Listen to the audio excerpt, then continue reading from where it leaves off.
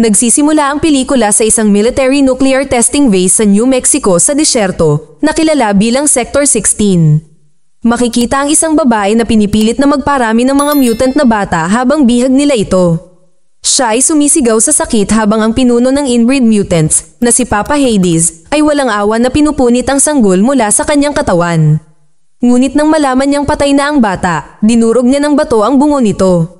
Ang mga kaganapan na humahantong sa kasuklam-suklam na pagsubok na ito ay malapit ng matuklasan.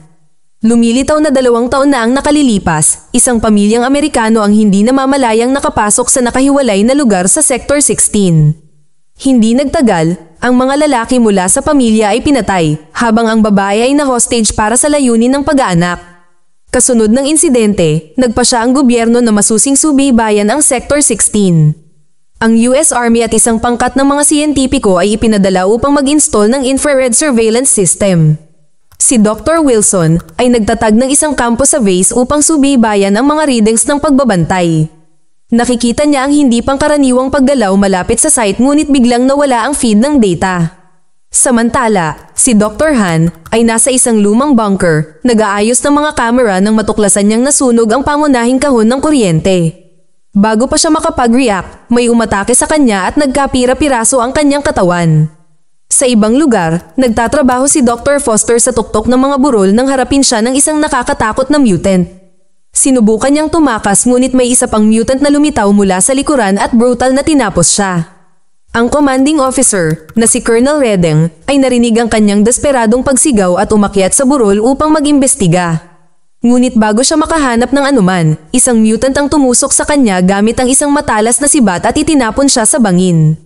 Pagkatapos, ipinakilala tayo sa isang grupo ng mga sundalo ng National Guard na pinamumunuan ni Sergeant Jeffrey, na kilala rin bilang Sarge. Siya ay inilalarawan bilang isang matigas at disiplinadong opisyal habang pinapagalitan niya ang kanyang mga bagitong sundalo pagkatapos ng kanilang hindi matagumpay na misyon. Pagkatapos ay inutusan ni Sarge ang kanyang koponan na i-deploy sa desyerto na base sa Sector 16 para sa kanilang susunod na pagsasanay. Ipinaalam niya sa kanila na ang kanilang misyon ay maghatid ng mga supply sa mga siyentipikong nakatalaga doon. Gayunpaman, ang mga sundalong ito ay nananatiling walang kamalayan sa malagim na sinapit ng nakaraang koponan. Pagdating sa Sector 16, nakita nilang ganap na inabandona ang kampo na walang bakas ng hukbo o mga siyentipiko. Napagtanto din nila na hindi sila maaaring makipag-usap sa labas ng base dahil sa nakahiwalay na lokasyon nito. Pagkatapos ay inutusan ni Sarge si Soldier Crack na hanapin si Colonel Redding na responsable para sa seguridad sa kampo. Sa kalaunan ay nagulat si Crack sa isang lumang bunker, ngunit walang nakitang tao sa loob. Di nagtagal, nakatanggap ang mga sundalo ng tawag mula kay Colonel Redding sa kanilang radyo. Agad siyang humiling ng kanilang tulong at sinabing nasa isang lugar siya sa mga burol. Biglang huminto ang transmission, ngunit sa lalong madaling panahon ay napansin nila ang isang distress signal sa tuktok ng mga burol. Pagkatapos ay nagpasya si Sarge na maglunsad ng isang rescue operation at inihanda ng mga sundalo ang kanilang mga armas. Gayunpaman, ang isang lalaki na nagngangalang Napoleon ang nag-aalangan dahil naniniwala siyang dapat muna silang makipag-ugnayan sa punong tanggapan. Habang patuloy niya itong iginigiit, pinarusahan siya ni Sarge sa pamamagitan ng pag-utos sa kanya na bantayan ang portable toilet ng kampo. Habang naghahanda ang koponan para sa misyon, pinupuna ni Sarge ang kanilang mga kasanayan sa pakikipaglaban sa kabila ng kalahati pa lang ang natututunan nila sa kanilang mga pagsasanay. Ibinukod niya si Soldier Amber at inutusan siyang manatili sa kampo. Ang kanyang misyon ay ang patuloy na subukang makipag-ugnayan sa base gamit ang pangunahing radyo. Pinangunahan ni Sarge ang iba pa sa kanilang rescue mission na iwan ang 2 sa kampo. Sa daan, biglang nadulas ang sundalong si Mickey at muntik nang mahulog sa isang butas sa lupa. Ang koponan ay namamahala upang hilahin siya pataas, ngunit sa lalong madaling panahon na pagtanto nila na ang butas ay mas malalim. Pagkatapos ay naisip ni Sarge na ito ay humahantong sa isang lumang minahan sa ilalim ng lupa at binabalaan ang lahat na manatiling alerto sa kanilang kapaligiran. Nagpasya silang magpatuloy sa misyon, ngunit hindi makalakad ng maayos si Mickey dahil na-spray ng paa niya kanina. Kaya naman, inutusan siyang iwanan ng misyon at bumalik para sa kanyang kaligtasan. Bumalik sa kampo, tinalikuran ni Napoleon ang kanyang parusa upang gamitin ang banyo. Habang ginagawa niya ang kanyang gagawin, isang duguan na kamay ang nakita niya sa banyo. Si Napoleon ay biglang tumakbo palayo doon at ipinaalam kay Amber ang tungkol sa nakita niya. Naniniwala ang huli na nagbibiro siya, ngunit nang mapansin niya ang takot sa mukha nito, napagtanto niyang seryoso ito. Ang dalawa pagkatapos ay tumungo sa banyo, kung saan napansin nila ang isang malubhang na sugatan na lalaki na lumalabas mula sa banyo. Siya pala ay walang iba kundi si Dr. Wilson, ang scientist na misteryosong nawala sa kampo sa kanyang huling misyon. Matapos siyang ihatid sa kampo, nagtanong si Amber tungkol sa mga hiwa sa kanyang katawan. Si Dr. Wilson, na nasa kanyang huling hininga, ay nagbabala sa kanila na sila ay naririto. Sinisikap ng mga sundalo na malaman ang nangyari, ngunit bigla siyang pumanaw nang hindi sumasagot. Naguguluhan si Amber sa kanyang biglaang pagkamatay dahil mukhang hindi masyadong malalim ang mga hiwa niya. Ngunit inakala ni Napoleon na ang hindi malinis na kapaligiran ay nagdulot ng matinding impeksyon sa mga sugat niya at pinatay siya. Pagkatapos ay sinubukan nilang makipag-ugnayan muli sa vase, ngunit nabigo pa rin ang radyo na magtatag ng isang koneksyon. Bigla silang nakarinig ng pagsabog sa malapit at nagmamadaling mag-imbestiga. Laking gulat nila nang malaman nilang misteryosong nasunog ang kanilang military jeep. Nawala din ang kanilang mga baril na parabang may pumipigil sa kanila na makatakas. Samantala, ang mga sundalo sa rescue mission ay naliligaw. Ang mga magkatulad na burol ay nagpapahirap sa kanila upang mahanap ang pinagmulan ng distress signal. Sa kalaunan ay napagpasyahan nila na ang pag-akyat sa mga bato ang tanging paraan nila para marating ang mga burol. Kasabay nito, nagpasya si Amber na umakyat sa burol upang bigyan ng babala ang natitirang bahagi ng koponan. Binalaan siya ni Napoleon tungkol sa potensyal na panganib ng pagpunta ng mag-isa. Sinubukan niyang tawagan si Sarge sa pamamagitan ng radyo, ngunit nagsimulang tumawid si Amber sa masungit na landas nito. Maya-maya ay nagsimula siyang makarinig ng nakakatakot na mga ungol sa paligid niya at kinakabahan siyang nagsalita kung si Napoleon ba ito. Biglang ang isang disfigured mutant ang umatake sa kanya mula sa likod. Sinusubukan niyang iuntog ang kanyang ulo na nagodyok sa kanya na magpumiglas para sa kanyang buhay. Nang tila papatayin na si Amber, dumating doon si Mickey at binaril ang mutant. Ang nilalang pagkatapos ay gumapang sa isang nakatagong butas sa gitna ng mga bato habang si Amber ay lumapit kay Mickey. Habang nag-uusap sila, may biglang humawak sa paa niya mula sa malapit na butas. Si Amber ay desperadong sinubukang palayain siya at mabilis na sumali si Napoleon para tulungan din siya. Sa kasamaang palad, pinutol ng mutant ang binti ni Mickey bago ito marahas na hinila sa butas ng tuluyan. Bumalik sa rescue team, sa wakas ay nagawa nilang maabot ang tuktok ng burol. Gayunpaman, sa halip na makahanap ng buhay na tao, isang nasugatan na tao ang natuklasan nila at ang walang buhay na katawan ni Dr. Foster.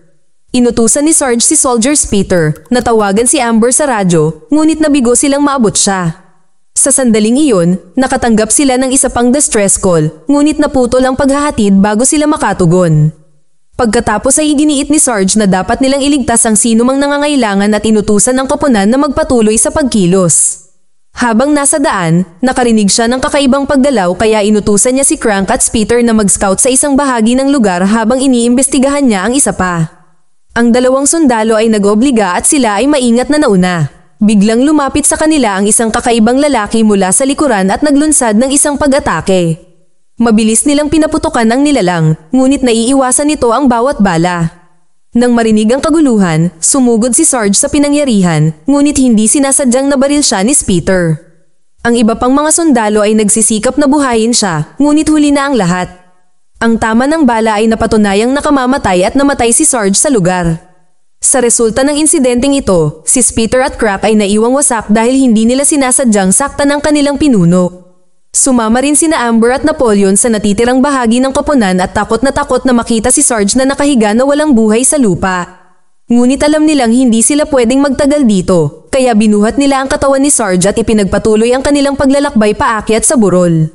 Pagkatapos, ang koponan ay umabot sa isang punto kung saan kailangan nilang maglagay ng isang lubid upang makababa sa burol. Nagpasya silang ibaba muna ang walang buhay na katawan ni Sarge at nagboluntaryo si Peter na samahan siya.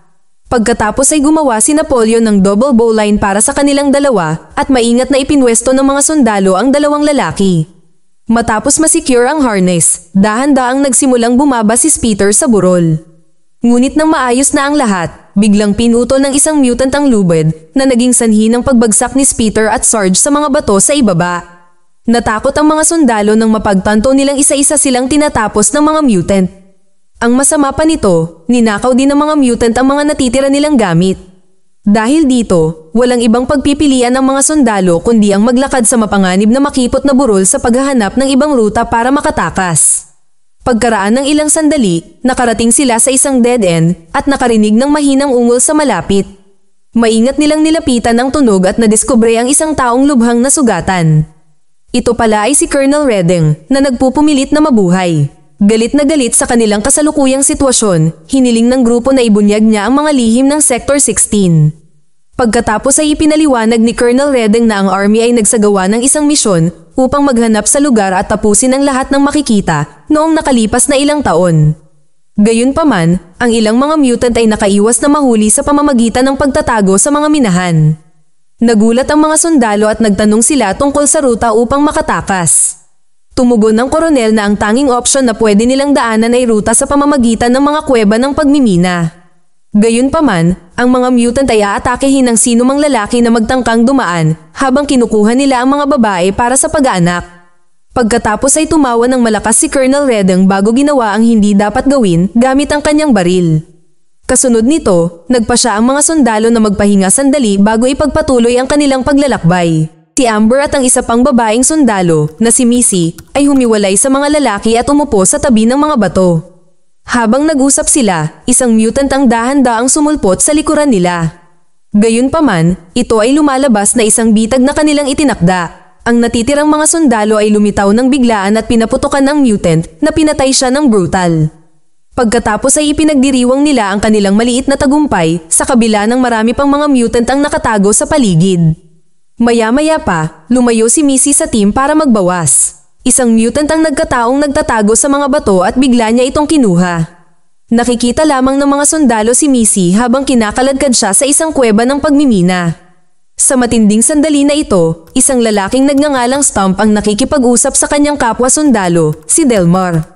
Binanggit niya na ang dalawa sa kanila ay maaaring bumaba ng burol ng walang anumang mga lubid. Pagkatapos ay makasarili niyang hiniling sa iba pang grupo na manatili hanggang sa makabalik sila para sa tulong. Pinaalalahanan siya ni Delmar na dapat silang manatiling magkasama upang mabuhay. Gayunpaman, hindi pinapansin ni Stump ang kanyang payo at nagpas siyang tumakas ng mag-isa. Nangako pa nga siyang babalik para humingi ng tulong at umalis sa kuweba. Ang natitirang bahagi ng koponan sa kalaunan ay nagulat sa isang lihim na hatch na umabot ng malalim sa lupa.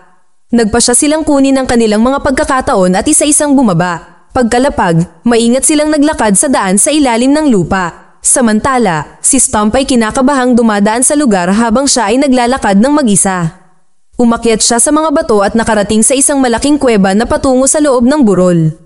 Tinawag niya ang kanyang mga kaibigan, ngunit walang sumasagot. Pagkatapos ay nagpa siya si Stump na bumaba ng burol at ibinaba ang sarili sa isang bato. Ngunit sa sandaling iyon, isang mutant ang lumabas mula sa kuweba at pinutol ang isang braso niya. Ang kawawang si Stump ay hindi na makahawak ng masyadong matagal sa gilid ng bato at nahulog sa kanyang kamatayan. Sa ibang lugar, ang natitirang mga sundalo ay nasa isang sapa. Habang naglalakad, napansin ni Napoleon si Amber na naglalagay ng bala sa kanyang bulsa. Matapat niyang sinabi na itatago niya ito para sa kanyang sarili kung sakaling maging mahirap ang sitwasyon. Pagkatapos, muntik na siyang madulas sa sapa pero kumapit siya ng mahigpit sa semento. Sinubukan ni Napoleon ang kanyang makakaya na hilahin siya pataas, ngunit pareho silang nahulog ng mas malalim sa butas.